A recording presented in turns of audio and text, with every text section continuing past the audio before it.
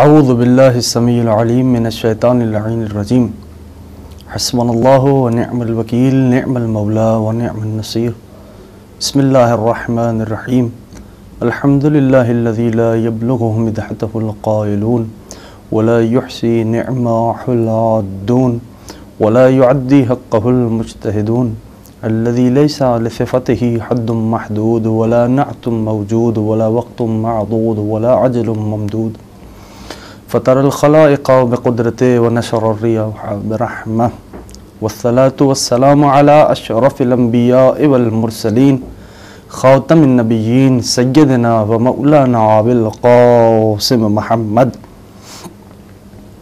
وعلى أهل البيت الطيبين الطاهرين المعصومين المظلومين المنتجبين المنتخبين الميامين أما بعد فقد قال الله سبحانه وتعالى في محكم كتابه والفرقان الحميد وقوله الحق وهو أصدق القائلين بسم الله الرحمن الرحيم ألم تروا أن الله سخر لكم ما في السماوات وما في الأرض وأسبغ عليكم نعمه ظاهرة وباطنة ومن الناس من يجادل في الله بغير علم ولا هدى ولا كتاب منير. سامعین گرامی قدر، عزیزان محترم، سورہ مبارکہ لقمان سے ایک آیہ مبارکہ کی تلاوت کا شرف حاصل کیا گیا. خالق کا پیغام عالم انسانیت کے نام کہ الم تروا ان اللہ سخر لکم ما فی السماوات و ما فی الارض. اے انسانوں، کیا تم نے دیکھا نہیں کہ تمہارے پروردگار نے تمہارے لیے زمین و آسمان کی تمام چیزوں کو مسخر کر دیا. وَأَسْبَغَ عَلَيْكُمْ نِعْمَهُ ظَاهِرَةً وَبَاطِنَةً، اور تم پر آسمانوں سے نعمتیں اتاری. وہ نعمتیں کون سی ہیں؟ ان نعمتوں کی دو کیٹیگریز، ظاہرتاً و باطنتاً. وہ نعمتیں ظاہری بھی ہیں، وہ نعمتیں باطنی بھی ہیں. وَمِنَ النَّاسِ مَن يُجَادِلُ فِي اللَّهِ، لیکن اتنی نعمتوں کی بارشوں کے باوجود بھی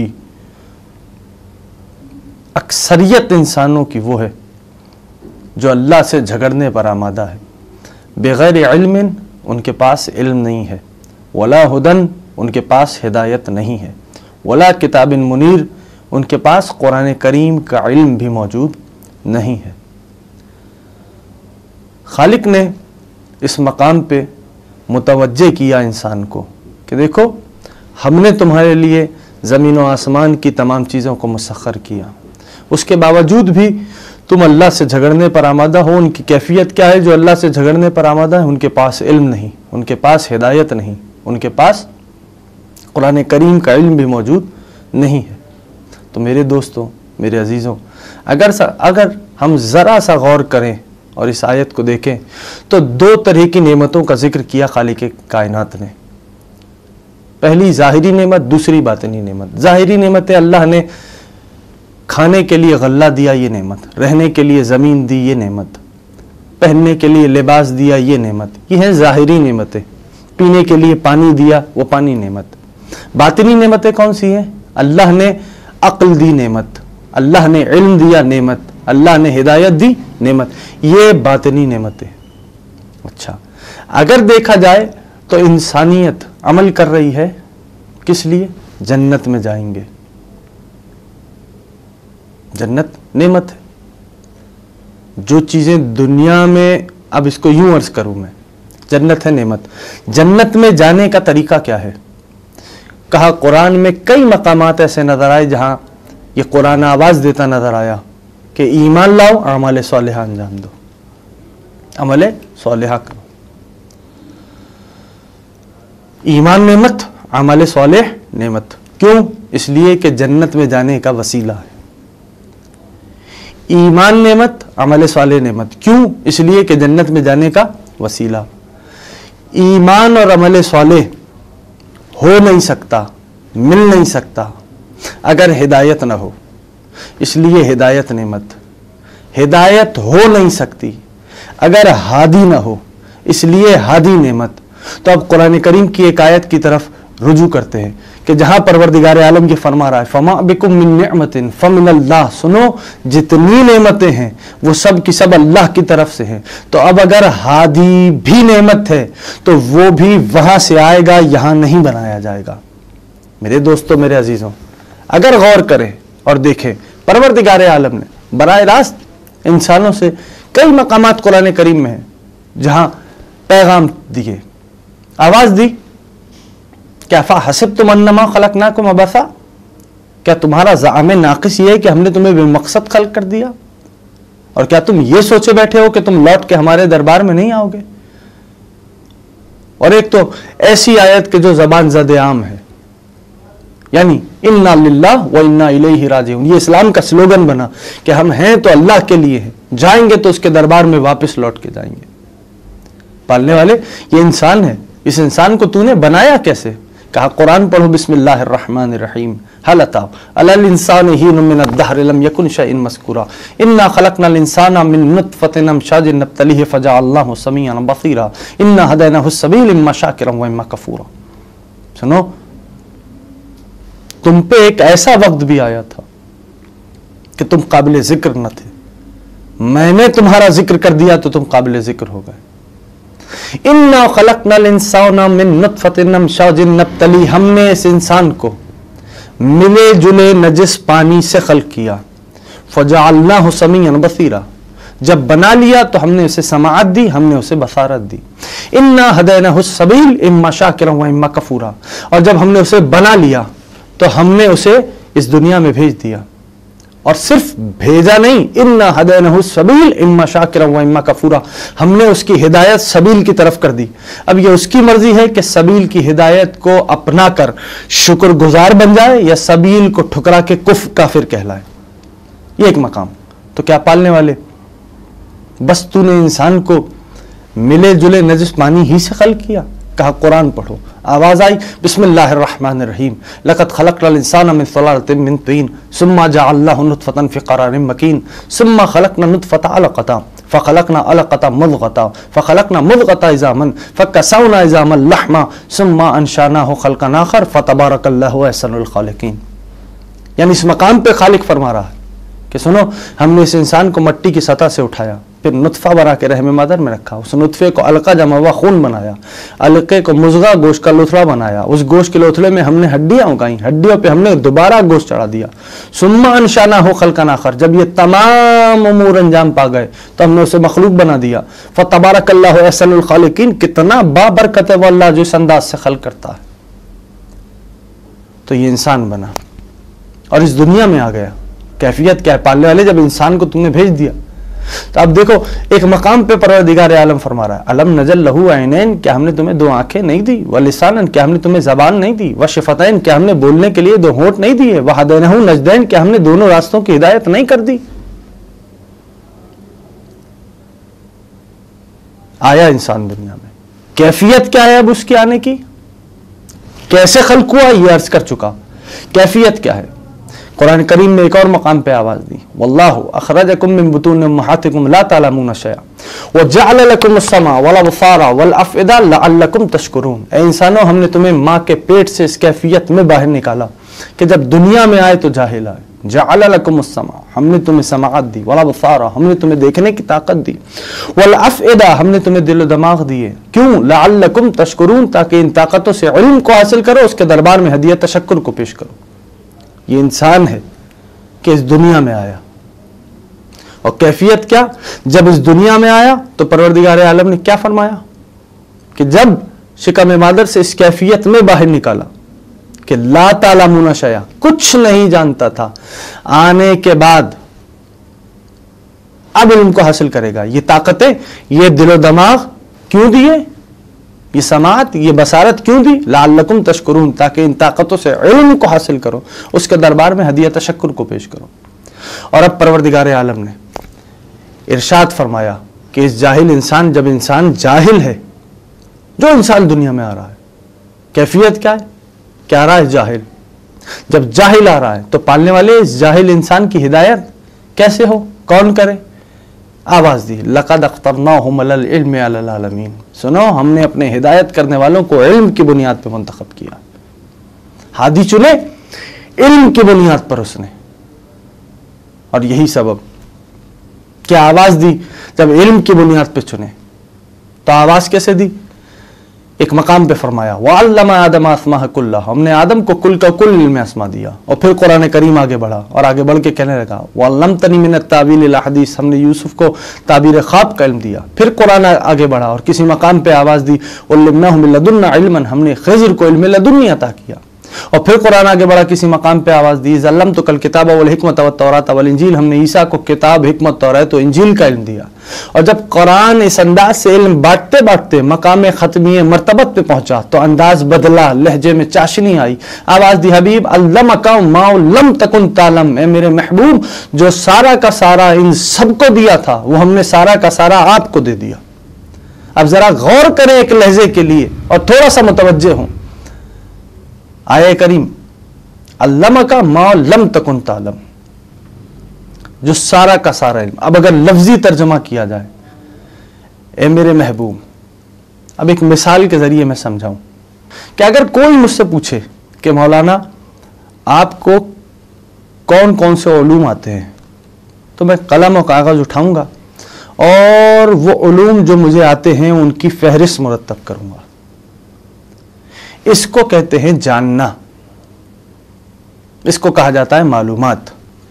और अब अगर मुझसे सवाल हो मौलाना आप कौन कौन से उलूम नहीं जानते, तो फिर एक फहरिस्त मुरतब क्या मैं कर सकता हूं? न जानने को कहते हैं मजहूलात। तो मैं कलम और कागज रख दूंगा और कहूंगा कि कितने ऐसे इल्म हैं, उलूम हैं जो मैं नहीं जानता। इससे यह पता चला कि मालूमात है महदूद, मजहूलात है लामहदूद। यानी कैफियत क्या है? मालूमात मैं फहरिस्त मुरतब कर रहा हूं कि ये उलूम मैं जानता हूं, मजहूलात मैं फहरिस्त मुरतब नहीं कर सकता कि कितने ऐसे उलूम है जो मैं नहीं जानता, मजहूलात है लामहदूद। तो अब आयत की तरफ आओ। आयत कहती है हबीब अल्लमका मा लम तकुन तालम, जो कुछ आप नहीं भी जानते थे वो सारा का सारा हमने आपको बतला दिया। तो जिसके पास सारा का सारा इल्म हो उसी को तो यह हक हासिल है जो ये कहता नजर आए कि आना मदीनतुल इल्म व अलीयुन बाबुहा। तो बस अल्लाह ने सिलसिला हिदायत का आगाज किया और यही सबब कि पहला हादी कौन बना? जनाबे आदम अलैहिस्सलाम। और आवाज दी इन्नी जाइलुन फिल अर्द खलीफा।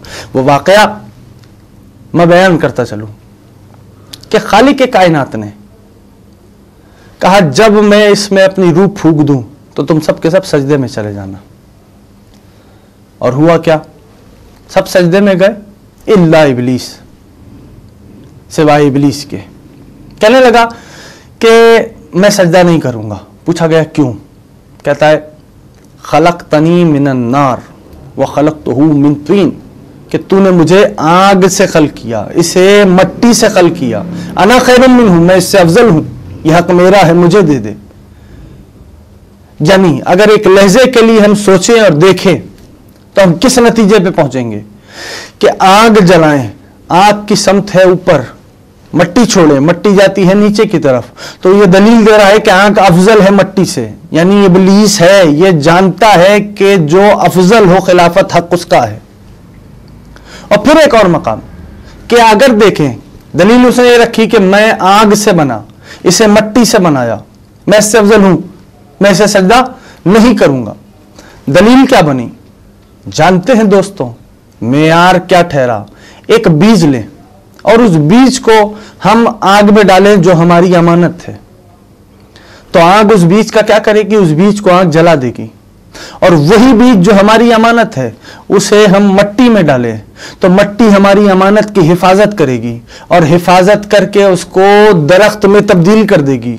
यानी अब एक फैसला और मालूम हुआ, खिलाफत परवरदिगार ने भेजी मट्टी वाले की तरफ और यह बतलाया कि जहां मिजाजे अमानतदारी पाया जाएगा खिलाफत वहीं पे जाएगी। तो मेयार क्या है? अल्लाह ने कहा, सवाल किया, कहने का जब मैं इसे सजदा नहीं करूंगा। परवरदिगार आलम ने फरमाया सजदा कर, मैंने बनाया है। कहा ना, दलील अभी कुरान करीम में जो मौजूद जो इब्लीस ने दी क्या है कि मैं आग से बना, ये मट्टी से बना। खालिक ने फरमाया मट्टी से बनाया हो या कीचड़ से, बनाया मैंने है सजदा कर। कहा नहीं, सजदा नहीं करूंगा। फरिश्तों ने सजदा किया, यानी यहीं से दो तरीके और समझ में आए। फरिश्तों ने सजदा किया, इब्लीस अकड़ गया कि नहीं मैं सजदा नहीं करूंगा। दलील मिली क्या? दो नजरियात। फरिश्तों की निगाह थी कि बनाया किसने है, इब्लीस की निगाह थी कि बना किस चीज से है। यानी अब फैसला करें कि फरिश्तों की निगाह थी निस्बत पर, इब्लीस की निगाह थी मादे पर।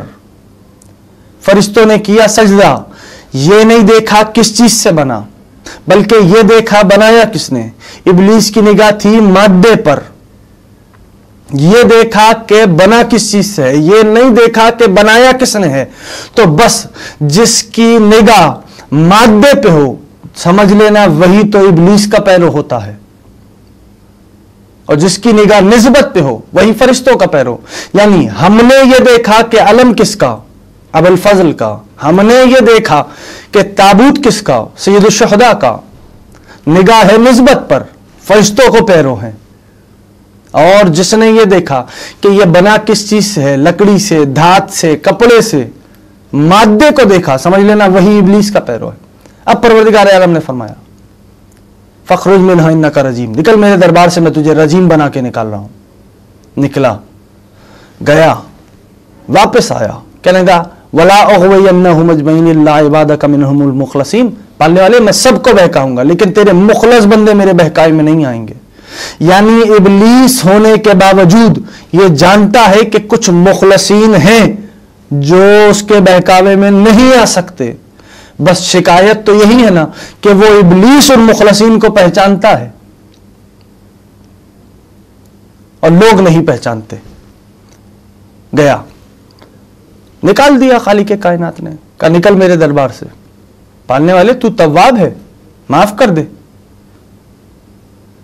का खबरदार, अगर आज मैंने आदम जैसे हादी के मुकाबिल आने वाले को माफ कर दिया तो कल कयामत तक नबियों के, मेरे हादियों के मुकाबिल पे आने वालों की गुंजाइश हो जाएगी।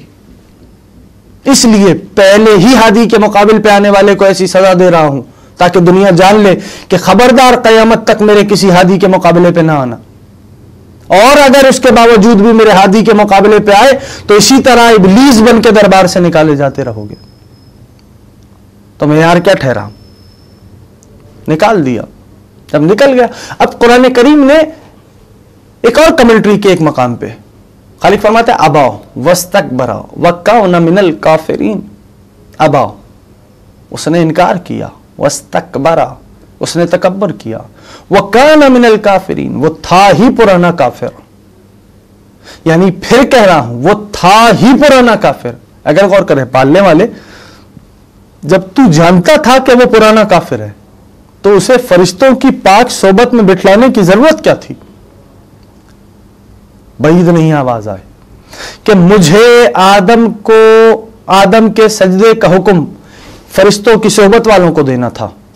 अगर ये सोहबत में नहीं रहता तो इस पे हुक्म सजदा लागू नहीं होता, और अगर इस पे हुक्म सजदा लागू नहीं होता तो ये इनकार नहीं करता। जब ये इनकार नहीं करता तो इसका कुफ्र नहीं खुलता।